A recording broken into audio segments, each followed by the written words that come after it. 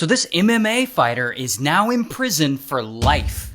Now the guy, he calls himself War Machine, and War Machine's around 25 years old when this story starts, and like I said, he's an MMA fighter. And one day in 2007, he gets his big break when he's cast on season 6 of The Ultimate Fighter, which is like a competition reality TV show for MMA fighters who are trying to fight in the UFC. And while he's on the show, I guess War Machine kind of gets a reputation for being a little bit mentally unstable. And so anyway, eventually the season of the show ends and he gets a contract with the UFC. But unfortunately for him, his contract with the UFC is terminated after only one fight. And while War Machine isn't going to give up, unfortunately his reputation for being mentally unstable turns out to be true. And as the years go by, his behavior gets worse and worse. And he starts taking steroids and taking stimulants, and it's making him roid rage and act out. And he gets arrested for domestic violence. He gets arrested multiple times for bar fights. Here's one of his mug shots. And while he's in and out of jail, he continues to have moderate success as an MMA fighter. His record is actually 14 wins and 5 losses, which, I mean, that's better than I could do. But this moderate success isn't quite enough. He's just not making enough money anymore, and he really needs to pay his bills. So in 2009, he's around 28 years old at this point, he starts making adult content. You know, like adult films. In fact, he makes a lot of adult films. 23 to be exact. I counted. And so a few years later, in 2013, he starts dating fellow adult film star Christy Mack. Here's a picture of him and Christy together. And here's another one. Now, he seems to be making enough to pay his bills at this point, but his adult film career and his new relationship do nothing to chill him out. He still seems mentally unstable, and he gets set off by the slightest thing. Plus, he's active on social media now, so he's like posting videos about altercations he gets into. Like here he's talking about how he got into it with a clerk at 7-Eleven, something involving a Slurpee. Oh, I want to smash the fucking motherfucker. So I dumped my fucking Slurpee on the floor so those fucking dumb motherfuckers could clean it up. Why can't I just get a fucking Slurpee? Why that motherfucker's gotta harass me and tell me to take out my fucking hoodie? How is that even a fucking rule? How is that even illegal?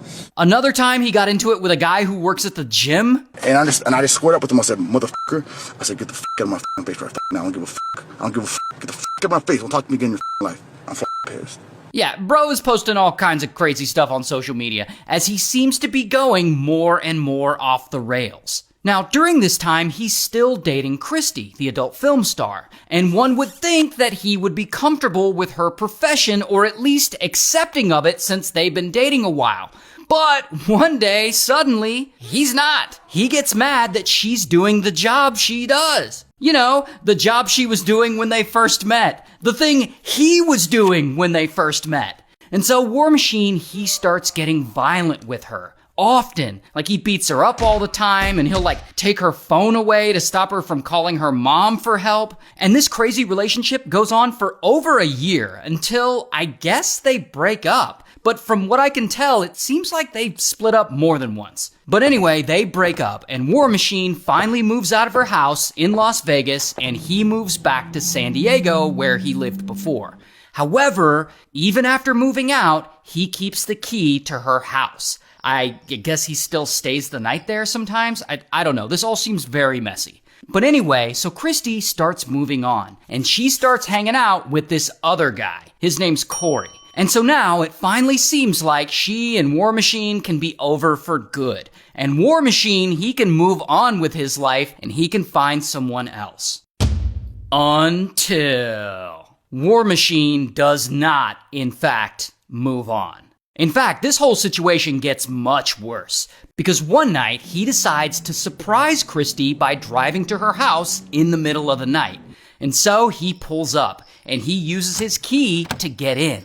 And he sneaks in quietly, and he creeps into her bedroom. And suddenly, boom, the dogs start barking when they hear him enter the bedroom. And this wakes Christy up, and Corey is there too. And at the same time, War Machine turns on the light, and he finds Christy in the bed with Corey. And he is pissed. And so, bam, he jumps on Corey, and pow, pow. pow, he starts punching him in the face. And Christy's screaming at him to stop. And she grabs her phone and she calls 911. And then she hides the phone, leaving the line open so that the 911 operator can hear what's going on. While War Machine, the trained MMA fighter, is beating up Corey, the guy who was just like asleep. And so this beating is brutal. And he gets Corey in a chokehold and he nearly knocks him out and he just keeps on punching him.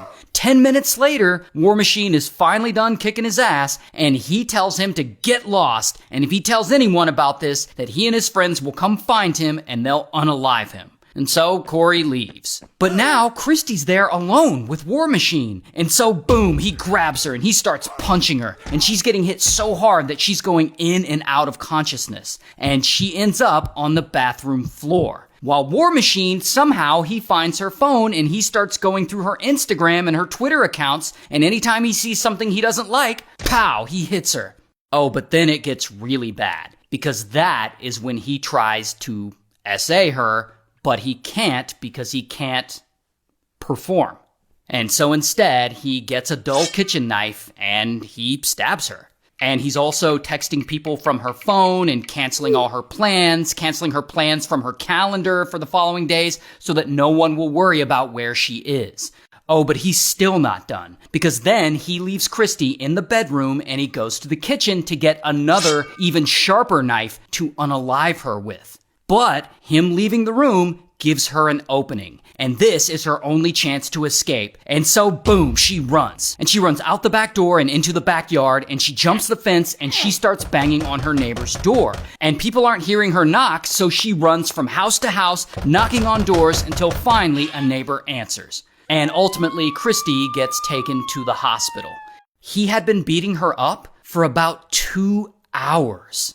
And of course, War Machine knows he's screwed. And so he goes on the run and he hides while police, they're looking for him. And while he's hiding out, he's like publicly tweeting at her. I love you and I hope you're okay. I came home early to surprise you and help you set up for your convention. I can't believe what I found. I can't believe what happened. All I wanted was to surprise you and help and do something nice. Now this, I'm so heartbroken in all ways. I will always love you. Anyways, because of those tweets, police are able to trace the IP location of his cell phone. And after about 10 days on the run, police finally find him at a hotel in Simi Valley, California, where he was fighting with yet another woman. And so, bam, they arrest him. Here's his mugshot. And he goes to trial, and he's found guilty, and he gets sentenced to life in prison. Hey, just reminding you that my entire catalog of true crime videos is now on Spotify. So if you want to listen to me over there, it's called the Ray William Johnson True Story Podcast.